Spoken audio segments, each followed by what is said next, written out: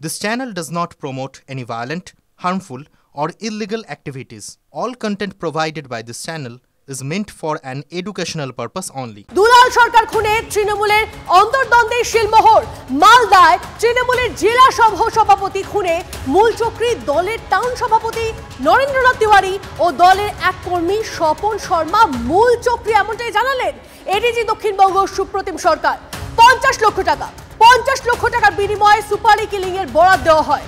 Driver আসরার খান, কৃষ্ণরজক ওরফে রোহন, বাবলু যাদব এখনো অবধি ফেরার রয়েছে এবং তাদের খোঁজ চলছে বলে আমরা খবর পাচ্ছি। আরো একবার আপনাদেরকে জানিয়ে রাখি, দুলাল সরকার খুনে এই তৃণমূলের অন্তর্দ্বন্দ্বেই শিলমোহর, যে অন্তর্দ্বন্দ্বের কথা বারবার করে সন্দেহ করা হচ্ছিল।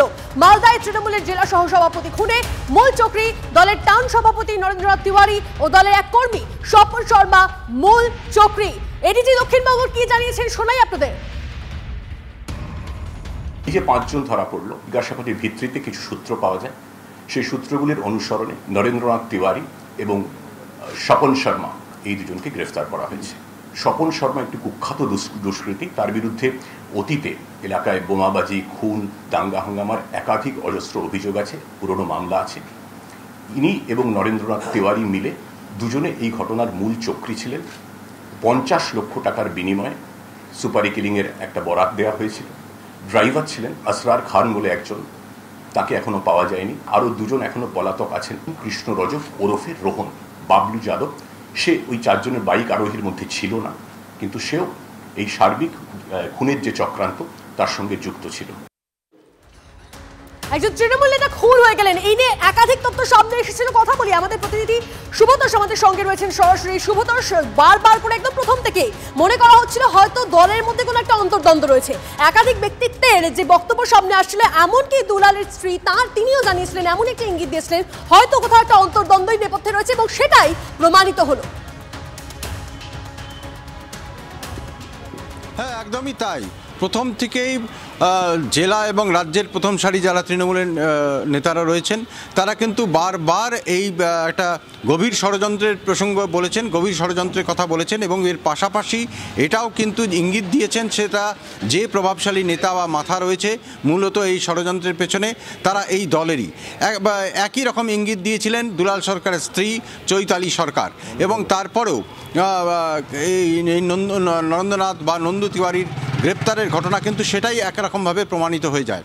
এর পাশাপাশি তবে একটা প্রশ্ন থেকেই যাচ্ছে যে এর পরেও কি নেপথ্যে কোনো নায়ক রয়েছে যার সবচেয়ে বেশি সুবিধা হতে পারে, যার এই ষড়যন্ত্রের সঙ্গে সেও ওতপ্রোতভাবে যুক্ত, এই ধরনের কথা কিন্তু এখন আবার নতুন করে উঠছে। সেই ইঙ্গিত চৈতালি সরকারও দিয়েছেন, একই রকম ইঙ্গিত দিচ্ছেন অন্যান্য তৃণমূল নেতারাও।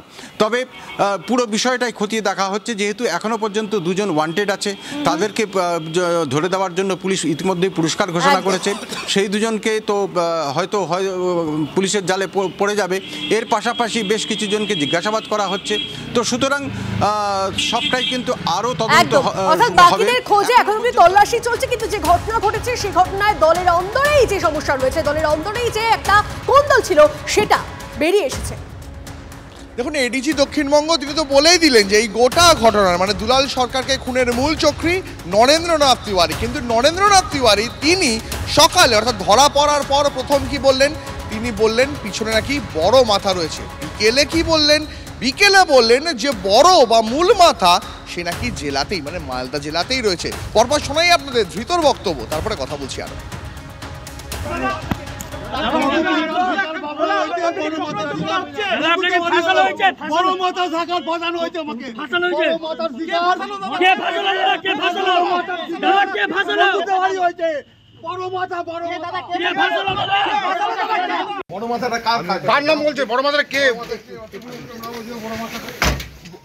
মালদার বুকে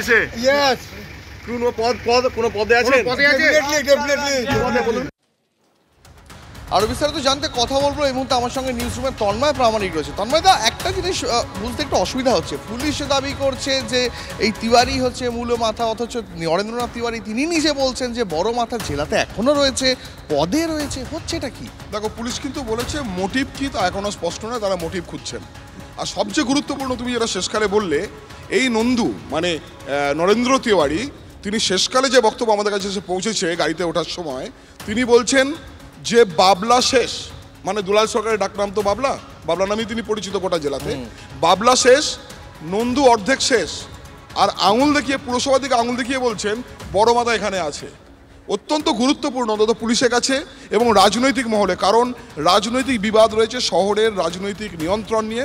কারণ শহরের রাজনৈতিক নিয়ন্ত্রণ থাকলে সেখানে ব্যবসার বিষয় রয়েছে, গুডসেড রোড রয়েছে, সেখানে রেল ইয়ার্ড রয়েছে, যেখানে মূল ব্যবসা প্রচুর ট্রাক, প্রচুর জিনিসপত্রের, সেইখানেই কিন্তু নন্দের সঙ্গে বহুদিন ধরে গন্ডগোল চলছিল। নন্দ কিন্তু এই নরেন্দ্র বা নন্দু যাই বলি না কেন, সে কিন্তু মালদা জেলার শহরের একজন প্রভাবশালী নেতা। কংগ্রেস আমলেও তাই ছিল, দুর্দণ্ড প্রতাপ। পরবর্তী সময় তৃণমূলে এই দুলাল সরকারের হাত ধরেই যোগ দেয় এবং তারপরে সে দুলালের সঙ্গে বন্ধুত্ব ছিল, একসাথে বিজনেস করতো তারা। পরে এই 22 নম্বর ওয়ার্ডের কাউন্সিলর, সেখান থেকে চেয়ারম্যান, এই নন্দুর সঙ্গে গন্ডগোল লেগে যায় দুলালের। ফলে 22 সালে এই যে নন্দু যে ওয়ার্ডে দাঁড়াতেন সেখানে দাঁড়িয়ে যায় দুলাল জিতে যায়, পাশের ওয়ার্ডে গিয়ে নন্দু হেরে যায়। তখন থেকে দুজনের বন্ধুত্বে চিট ধরে, ব্যবসায় চিট ধরে যায়। তারপর থেকে কিন্তু দুজনের বিরোধ, এবং কখনো কখনো বলা হয় যে নন্দুর ওপর এই দুলালের অনুগামীরা হামলা করেছিল, তিনি আহত হয়েছিলেন 22 সালে, সেই নিয়ে গন্ডগোল ছিল। কিন্তু নন্দুর শেষ একটা কথা বলতেই হয় যে একটা সময়ের বন্ধু, এখন সে নন্দু। তবে একাই বড় মাথার কথা ধৃত নরেন্দ্রনাথ তিওয়ারি একা বলছেন না, এই একই কথা শোনা যাচ্ছে নিহত তৃণমূল নেতা অর্থাৎ দুলাল সরকারের স্ত্রীর গলাতেও। তিনিও বলছেন পিছনে বড় মাথা রয়েছে। কি বলছেন তিনি, শোনাই। ভাবে তাকে মাথায় গুলি করে মারলো, সেই এত দুঃসাহস দেখাতে গেলে অনেকগুলো মাথারই দরকার। নেত্রীর উপরে আমার ভরসা রয়েছে। আমি যারা সঠিক, আরও যদি কোনো মাথা থেকে থাকে তারা আসুক সামনে বেরিয়ে, আমি সেটাই চাইছি। অন্যদিকে দুলাল সরকারের খুন হওয়ার এই ঘটনায় ভয় পেয়ে গিয়েছেন উত্তরবঙ্গের আরেক শাসক নেতা, যার নাম স্বপন সাহা। আপনাদের মনে করেই দিই, সেপ্টেম্বর মাসে দুর্নীতির অভিযোগে, কোটি কোটি টাকা দুর্নীতির অভিযোগে তাকে দল থেকে বহিষ্কার করা হয়। শুধু বহিষ্কার করা নয়, তিনি যে নিরাপত্তা পেতেন সেটাও প্রত্যাহার করে নেওয়া হয়।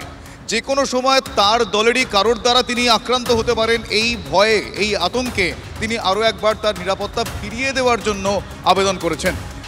আমার সহকর্মী রনি এই মুহূর্তে রয়েছেন আমার সঙ্গে, রনির কাছ থেকে জানবো এই বিষয়ে। তবে তার আগে কি বলেছেন তিনি শোনাই আপনাকে।